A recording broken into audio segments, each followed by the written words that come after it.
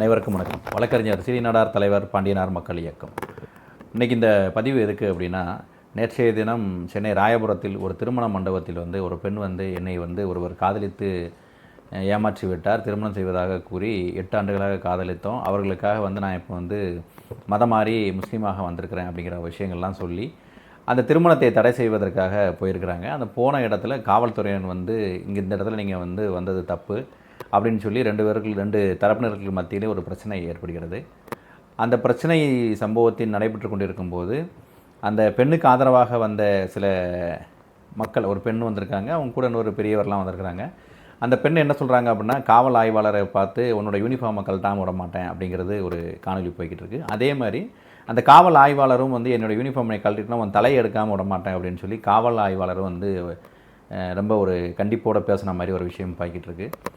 இதுக்கிடையில் அங்கே அந்த பெண்ணுக்கு ஆதரவாக வந்த இன்னொரு முதியவர் ஒருத்தரை காவல் ஆய்வாளர் தாக்கி அவரும் ரத்தம் சொட்ட சொட்ட மருத்துவமனைக்கு அனுமதிக்கப்பட்டிருக்கிற மாதிரியான சில சிச்சுவேஷன்ஸ் அந்த இடத்துல ஒரு பெரும் பரபரப்பாக நடக்கு. இறுதியாக இந்த சம்பவத்தை எல்லாம் விசாரிக்கிற ஒரு தன்மையோட அந்த தொகுதியின் எம்எல்ஏ உடனடியாக காவல் நிலையத்திற்கு சென்று அந்த காவல் ஆய்வாளர்களுடன் பேசுகிற மாதிரி வாக்குவாதம் பண்ணுற மாதிரி சில சினரியோசி நேற்று ஃபுல் அண்ட் ஃபுல் சோஷியல் மீடியாவில் மாறி மாறி மாறி போட்டுக்கிட்டே இருக்கிறாங்க. இன்றைக்கி அந்த விஷயத்தை பற்றி தான் இப்போ நம்ம பேச போகிறோம். உண்மையிலே இந்த விஷயம் எப்படி அந்த பெண், பாதிக்கப்பட்ட பெண் அணுகியிருக்கணும், அப்படி புகார் கொடுக்க வரக்கூடிய காவல்துறையினர் அதை எப்படி விசாரணை செஞ்சுருக்கணும், பெண்ணுக்கு ஆதரவாக வந்த அந்த பெண்களோ இல்லை முதியோர்களோ அவங்க சொந்த பந்தங்களோ காவல்துறையை எப்படி அணுகியிருக்கணும் அப்படிங்கிறத ஒருத்தர் அவங்களுடைய வரம்புகள் தெரியாமல், ஒருத்தர் அவங்களுடைய வரம்புகளுக்கு உட்பட்டு நடக்காமல் அதிகாரத்தை துஷ்பிரயோகம் பண்ணுற மாதிரியும் சட்டத்தை மதிக்காமலும் சில முயற்சிகளை செஞ்சுருக்கிறாங்க.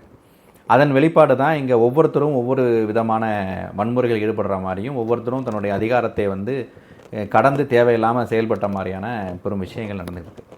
இது எப்படி தவிர்த்துருக்கலாம் அப்படின்னா, அந்த காவல் ஆய்வாளர் பேசும்போது ஒரு வீடியோவில் என்ன சொல்கிறாங்க, இந்த பொண்ணு ஏற்கனவே ஒரு இடத்துல புகார் கொடுத்துருக்குறாங்க.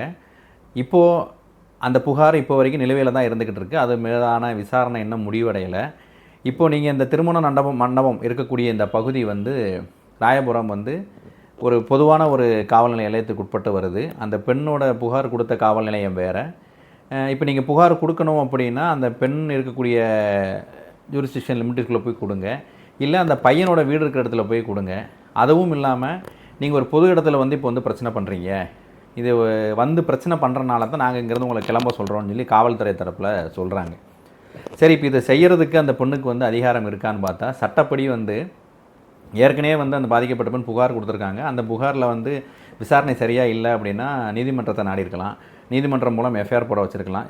ஆல்ரெடி எஃப்ஐஆர் போட்டிருந்தாங்கன்னா கன்சர்ன் ஸ்டேஷனுக்கு போய் இப்படி அந்த எஃப்ஐஆர் பெண்டிங்கில் இருக்கும்போதே இவங்க மறுபடியும் ஒரு திருமணத்துக்குள்ளே போகிறாங்கன்னு சொல்லி அந்த காவல்துறை உதவியோடு இவங்க தடுத்துருக்கலாம். இப்போ அங்கே போகிறதுக்கு உண்டான நேரம் இல்லை அப்படின்னா, இப்போ இந்த லிமிட்டேஷனில் இருக்கக்கூடிய இந்த ஜூரிஸ்டிக்ஷனில் இருக்கக்கூடிய காவல் நிலையத்திற்கு சென்று இந்த மாதிரி சம்பவம் நடக்க போகுதுன்னு சொல்லி அந்த எஃப்ஐஆரை காமிச்சு நீங்கள் வாங்கன்னு சொல்லியிருக்கலாம். இல்லை ஒரு 100க்கு ஃபோன் அடிச்சிருக்கலாம். இப்படி எவ்வளோ வழிகள் இருக்குது. அவங்க சட்டத்தை சரியாக கைட் பண்ணாமல் அந்த பொண்ணை ஒரு பிரச்சனையில் கொண்டு அந்த ஆதரவாளர்கள் எல்லாமே நிப்பாட்டியிருந்தாங்க. இது அவங்க சைடு தப்பு. அப்போ நடக்கும்போது என்ன ஆயிடுதுன்னா, லேண்ட் ஆர்டர் கெட்டு போகிற மாதிரி இருக்குது.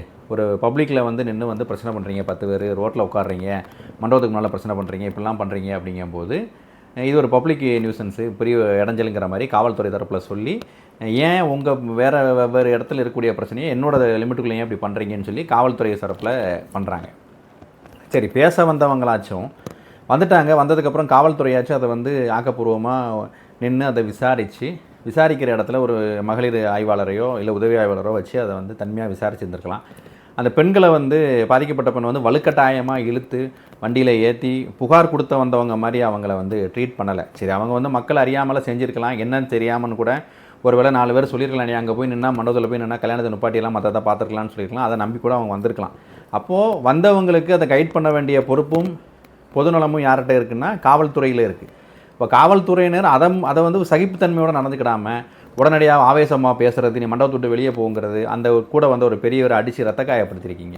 அப்போ இதெல்லாம் பெரிய ரத்த காயப்படுத்துறதுக்கு உண்டான அதிகாரத்தை காவல்துறைக்கு யார் கொடுத்தா?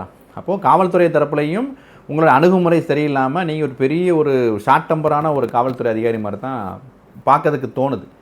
அப்போது அது முழுக்க தவறு. அப்போது இந்த பெரியவரை அடித்து காயப்படுத்தினதுக்காகவும் அதே நேரத்தில் அந்த ஒரு பெண்ணு, அந்த பெண்ணுக்கு ஆதரவாக வந்து மற்றொரு பெண் வந்து இவ்வளவு பிரச்சனை கலவரம் ஆனவொன்னே அவங்க என்ன சொல்லுறாங்க அப்படின்னா, காவல்துறை ஆய்வாளரை பார்த்து உன்னோட யூனிஃபார்மை கலட்டாமல் விட மாட்டேன் அப்படின்னு சொல்லி கேட்குறாங்க. இது ஒரு விதத்தில் வந்து இதுவும் ஒரு குற்றம் தான். ஒரு காவல் ஆய்வாளரை வந்து நீங்கள் வந்து ஒரு அரசு துறையில் இருக்கிறவங்களும் யூனிஃபார்மை கழட்டிடுவேன்னு சொல்லி ஜென்ரலாக நம்ம பேசிட்டாங்க. இது ஒரு ஃபேண்டசிக்காக பேசுகிறாங்க, சினிமாத்தனமாக இருக்காங்க, கடந்து போயிட முடியாது.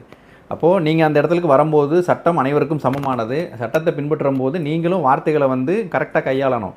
இப்போ நீங்கள் இங்கே வந்து இவ்வளோ தூரம் பிரச்சனை பண்ணுறதுக்கு போல அங்குள்ள ஏசியோ டிசிஓ ஆஃபீஸ்லையோ போய் இல்லை வேறு மாதிரி புகார் கொடுத்துருந்தீங்கன்னா அவங்க இன்ஸ்ட்ரக்ஷனில் இந்த காவல்துறை ஆய்வாளரை உங்களுக்கு பாதுகாப்பாக வந்து நின்றுருப்பார். அப்போ ஒரு விஷயம் உங்களுக்கு டேக்கிளாக உங்களுக்கு இணக்கமாக இல்லைன்னொன்னே யூனிஃபார்மை கலட்டிடுவேன் அப்படின்னு மிரட்டுறதுங்க வந்து அதுவும் வந்து ஏற்றுக்கிட முடியாத ஒரு விஷயம். அப்போது அந்த பொண்ணு ஒரு ஆதங்கத்தில் பேசிடுச்சு. திருப்பி காவல் ஆய்வாளர் வந்து யூனிஃபார்மை கழட்டிட்டு அவன் தலை எடுத்துருவேன்னு சொல்லி பேசுகிறதும் வந்து ஏற்றுக்கிட முடியாத விஷயம். அந்த ஆரம்பத்திலே சொன்ன மாதிரி உங்களுக்கு அந்த பொறுப்பு இருக்குது, ஒரு பதவியில் இருக்கீங்க, பப்ளிக் எப்படி ஹேண்டில் பண்ணணுங்கிறத உங்களுக்கு தனியாக வந்து ட்ரெயின் பண்ணுவாங்க. அதெல்லாம் கடந்து அதுவும் பண்ணாமல் பண்ணுறது பெரிய சிக்கல்.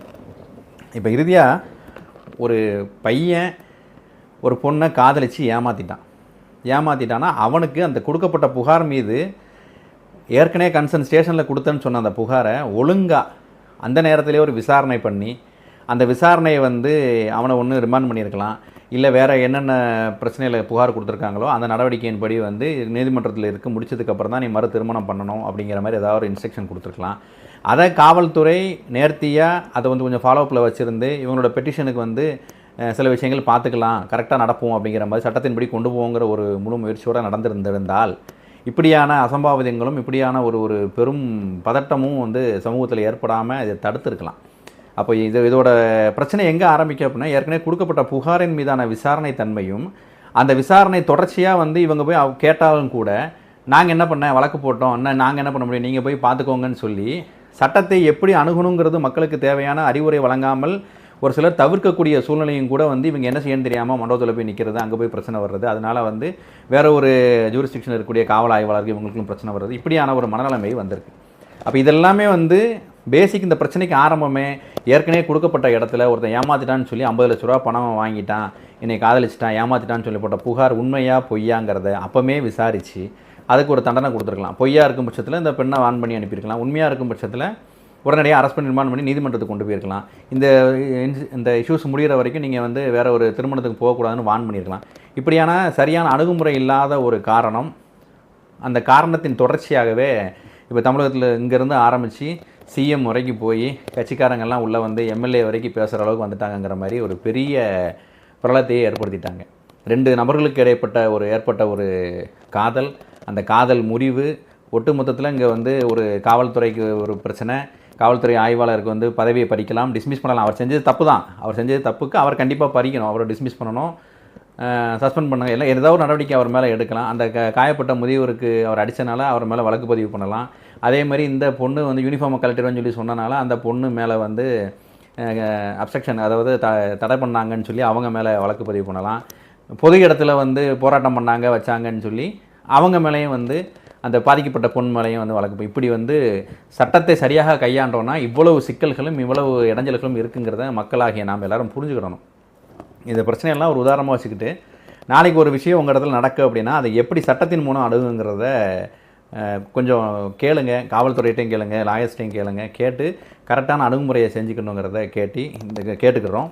இந்த காணொலியின் வாயிலாக இங்கே நடைபெற்ற இந்த குற்றத்துக்கு சட்டத்தை மதிக்காமல் நடந்த அத்தனை பேருக்கும் மேல் வழக்கு பதிவு செய்து தண்டிக்கணும். அப்போ தான் வந்து 3 தரப்பு யாரெல்லாம் மிங்கிள் ஆகிருக்காங்களோ அவங்க எல்லாருமே இனிமேல் சமூக அக்கறையோடும் சட்டத்தை பின்பற்றும் அப்படிங்கிற எண்ணத்தோடு நடப்பாங்கிறதையும் கூறிக்கொண்டு விடைபெறுகிறோம். நன்றி.